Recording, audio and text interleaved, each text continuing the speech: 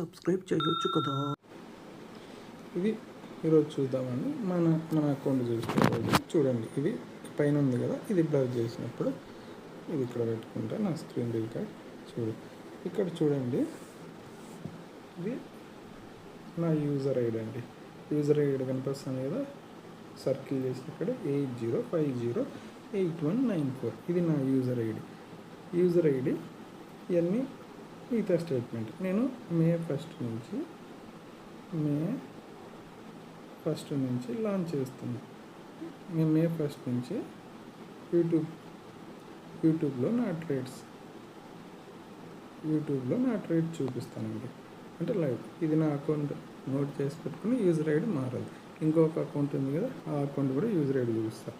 మే 1 నుంచి ఎప్పుడు చూసినా పిఎన్ఎల్ స్టేట్మెంట్ మే 1 నుంచి ఎంత ఉంటుందని చూపిస్తా. మే 1 నుంచి మన పిఎన్ఎల్ ఎంత ఉంటుంది అని చూపిస్తుంట. లైవ్ ట్రేడ్స్ ఇవన్నీ చూడండి. ఇప్పుడు మనకు ఆల్రెడీ ఈరోజు 29 అండి. ఇప్పుడు నా ప్రాఫిట్ అండ్ లాస్ ఎంత నడుస్తుంది ఇక్కడ ఉంటుంది చూడండి. నా profit and loss up and ఇక్కడ టోటల్ పిఎన్ $8 నెగిటివ్లో ఉంది. ఎన్ని పొజిషన్స్ తీసుకున్నా? 6 పొజిషన్స్ తీసుకున్నా. మొత్తం ఎన్ని కాయిన్స్ ఇట్లా కింద ఉన్నాయి కదా, ఇవన్నీ కాయిన్స్ అండి. కాయిన్స్ అంటే మన ఇండియన్ స్టాక్స్లా ఉంటుంది కొన్ని. ఈ కాయిన్స్ తీసుకున్నా ఇట్లా కింద ఇక్కడ ఒకటి. ఓకేనా? ఈ కాయిన్స్లలో ఎంత లాస్ నడుస్తుంది చూడండి. ఇది చూడండి, ఇది ఒక $5, ఇది ఒక $2 నష్టము, ఇది కాస్ట్ ఉంది, ఇది $7 ప్రాఫిట్, ఇది $10 ప్రాఫిట్, ఇది $11 లాస్. ఇవి నా ప్రాఫిట్స్ అండి. ఓవరాల్గా చూసుకుంటే -$8 నెగిటివ్ నడుస్తుంది. ఇది ఓవరాల్ నేను తీసుకునే ట్రేడ్స్ ఇవి. కానీ మనకు తెలిసిన క్రిప్టో కరెన్సీ అంటే ఏమంటాం? బిట్ కాయిన్ చెప్తామండి. ఎవరైనా బిట్ కాయిన్ చెప్తారు. బిట్ కాయిన్ మనకు కామన్. మార్కెట్స్లో పోతే ఇక్కడ మార్కెట్స్లో బిట్ కాయిన్. ఈ బిట్ కాయిన్ చూడండి.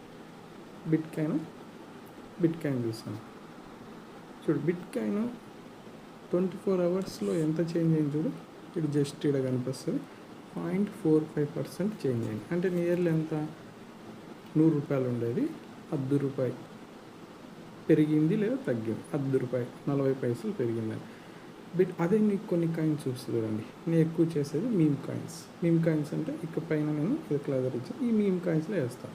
ఈ మీమ్ కాయిన్స్లో చూడండి 24% చేంజ్ ఎంత ఉందో చూడు. ఈ కుకీ USD అనేది 26%.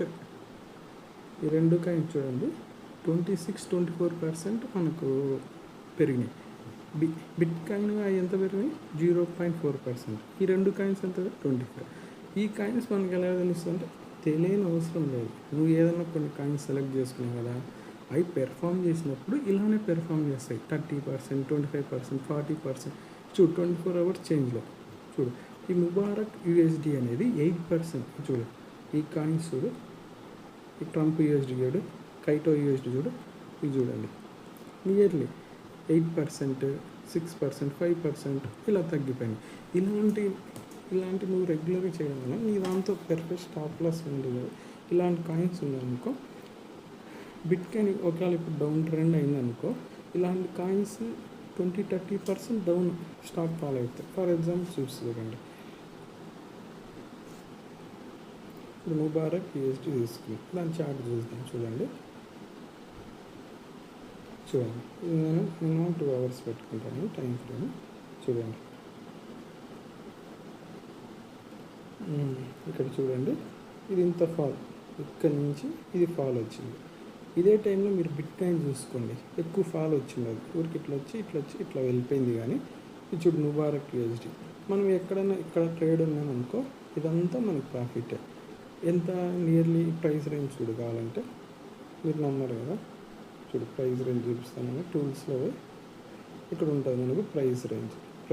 ఇక్కడెక్కడ మనం ఎంట్రీ వచ్చిందంటే ఇప్పుడు నియర్లీ చూడు 14% తీసుకున్నాం.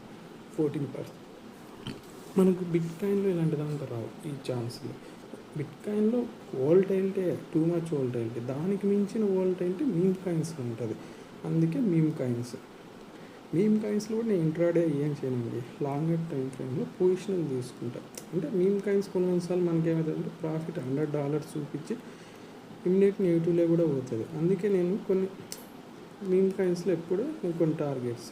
ఇప్పుడు ఈ 6 పొజిషన్స్ ఉన్నాయి. ఈ నా 6 పొజిషన్లో మినిమం $300 నేను టార్గెట్ పెట్టుకున్నాను. $300 లాస్ వస్తే నా స్టాప్ లాస్ హిట్ అవుతుంది. $20 ఒక్కొక్క దానికి, లేకపోతే $18, $19 ఒక first stop loss. For example 2000 అనుకోండి. ప్రతి ఒక్క ట్రేడ్కి నేను ఒక 2000 స్టాప్ లాస్ పెట్టుకున్నాను. 2000 ఒకవేళ సక్సెస్ అయిందనుకో, అలాంటి 2000 ఒక్కొక్క కాయిన్ పైన 10,000 ఇలాంటి ప్రాఫిట్ చూసుకుంటాం. ఒక్కొక్క కాయిన్ పైన 10,000 ఇలా. ఎప్పుడైనా షెడ్ అండ్ ఫాల్ వచ్చినాక స్పీడ్గా రియాక్ట్ అవుతాయి. నేను తీసుకునేది పొజిషన్. నాకు 1 డే కాదు, 3 days 4 days 5 days కొన్నిసార్లు రన్ అవుతూనే ఉంటాయి. అంటే నా టార్గెట్స్ హిట్ కాకుండా, లేకపోతే నా ఎగ్జిట్ కండిషన్ నేను సపరేట్ పెట్టుకున్నాను. నా ఎగ్జిట్ కండిషన్స్ మ్యాచ్ అయ్యేంత వరకు నేను ఉంటాను. కొన్నిసార్లు ప్రాఫిట్ $100 ఎగ్జిట్ కావచ్చు అనుకో, రేపు నా ఎగ్జిట్ కండిషన్ ఇంకా రాలేదనుకో వెయిట్ చేస్తాను. అది 200 పోవచ్చు, మళ్ళీ ఎగ్జిట్ కొంచెం తగ్గి వేరే చోట రావచ్చు. ఇలాంటి నేను వెయిట్ చేస్తానండి. ఇది నా ఈ 6 స్టాక్స్కి నేను స్టాప్ లాస్ ఆర్డర్లు పెట్టినాను. ఒకదానికి ప్రాఫిట్ పెట్టినా కాబట్టి ఇక్కడ చూడండి, ఇది బ్రాకెట్ టేక్ ప్రాఫిట్. మిగతా ఒక స్టాక్ పెట్టాను, మిగతా అన్ని దానికి ఎస్ఎల్ కూడా పెట్టాను. బ్రాకెట్ ఎస్ఎల్ ఇవన్నీ ఎస్ఎల్ ఆర్డర్స్ అండి. బ్రాకెట్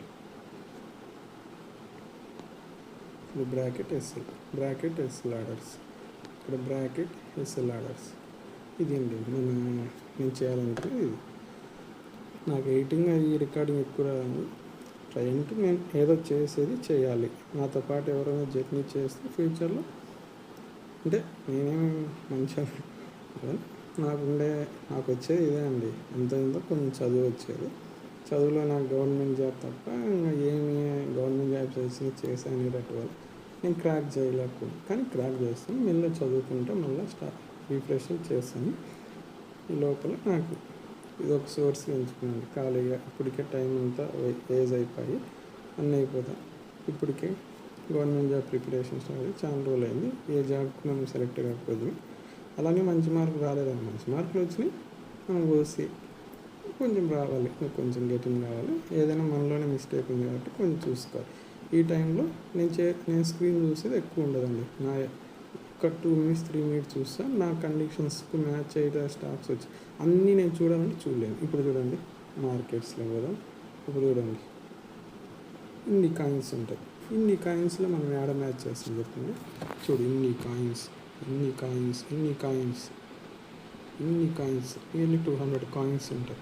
ఇన్ని కాయిన్స్ మనం ఒకటేసారి స్క్రీన్లో చూడలేము. ఇది ఒక్కొక్క స్టాక్ ఓపెన్ చేసుకోవాలి. ఇది డిఫరెంట్గా ఉంటుంది. సార్ క్లోజ్ చేసుకుని ఓపెన్ చేసుకోవాలి, అలా ఉంటుంది. అందుకని చూడలేము. అందుకే నేను ఒక 5-6 దాంట్లో మూమెంట్ ఈరోజు 24% చేంజ్ దేంతో వచ్చింది, ఇక్కడ కుక్కీలో వచ్చింది. రేపు నేను తీసుకునే కాయిన్స్లో ఏదో ఒక రోజు వస్తుంది. ఆ మూమెంట్ కోసం వెయిటింగ్.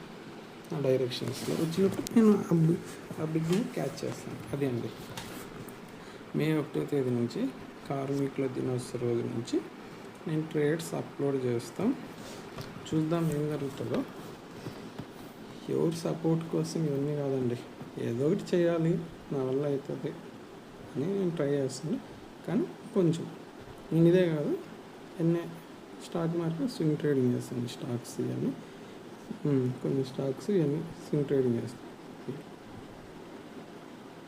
అది కూడా స్టాక్స్. కానీ నాది కొంచెం స్టాక్స్ ఏమైందంటే కొంచెం ఫాలోయింగ్లోకి వచ్చింది. ఎందుకంటే నేను స్వింగ్ ట్రేడింగ్ చేశాను కాబట్టి నాకు ఇబ్బంది లేదు. ఎందుకంటే నాకు స్టాప్ లాస్ పెట్టుకుని మళ్ళీ స్టాక్స్ రేంజ్లోకి వస్తే మేబీ ఈ క్రైసిస్ ఉంది కదా, ఇండియా పాకిస్తాన్ వారు, ట్రంప్ టారిఫ్స్ ఇల్లే కదా, ఇవి పోతే మళ్ళీ నాకు స్టాక్స్ కొంచెం పైకి మళ్ళీ రెగ్యులర్ కండిషన్లోకి వచ్చినందుకు మ్యాచ్ అవుతాయి. ఇదండి ఈరోజు మనం